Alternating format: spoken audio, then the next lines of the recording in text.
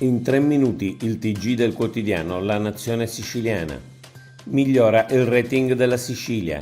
Anche l'agenzia internazionale di rating Standard & Poor's, come già nei mesi scorsi Moody's e Fitch, ha innalzato il rating della regione siciliana, elevando il merito del credito da BBB- a BBB, con outlook stabile.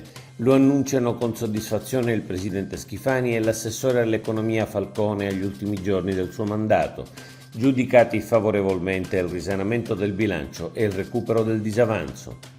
La manovra tra assessori e deputati.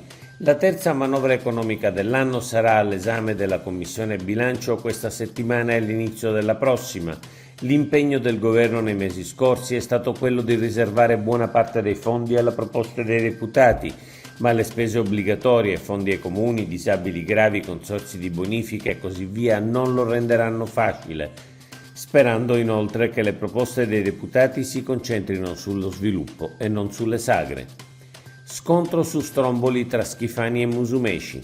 Scontro tra l'attuale presidente della regione Renato Schifani e il suo predecessore, nonché ministro della protezione civile Nello Musumeci.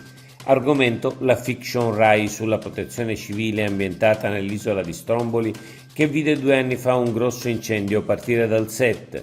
Schifani non vuole la messa in onda della fiction per i danni procurati all'isola, mentre Musumeci ne apprezza l'inserimento nel palinsesto, visto il valore educativo, e afferma che dei danni ovviamente deve occuparsi la magistratura. L'isola devastata dal fuoco. La Sicilia è in fiamme, numerosi incendi, oltre 20, quasi tutti dolosi, sono scoppiati ieri in tutte le province della Sicilia. Vigili del fuoco, forestali e protezione civile sono stati impegnati nell'opera di spegnimento, che è andata avanti per tutta la giornata e che in provincia d'Agrigento, nei pressi di Menfi, ha persino lambito alcune case. Nel 2024 il PIL del nord distacca ancora il sud. Nel 2024 la Lombardia, l'Emilia-Romagna e il Veneto traineranno il PIL reale nazionale, che dovrebbe attestarsi attorno allo 0,7%. In Lombardia la stima di crescita dovrebbe essere dello 0,95%, in Emilia-Romagna dello 0,86% e in Veneto dello 0,80%. Le regioni del Mezzogiorno segnano invece tutte una crescita più modesta. La Sicilia si attesterà allo 0,46%. Turiste svedesi molestate a Bagheria. Ancora un episodio di violenza contro le donne in Sicilia.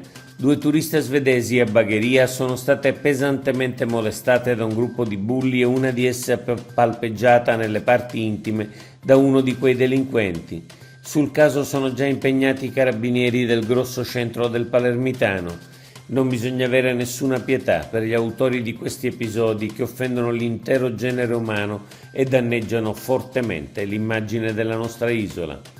Oggi è tutto per l'informazione del quotidiano La Nazione Siciliana.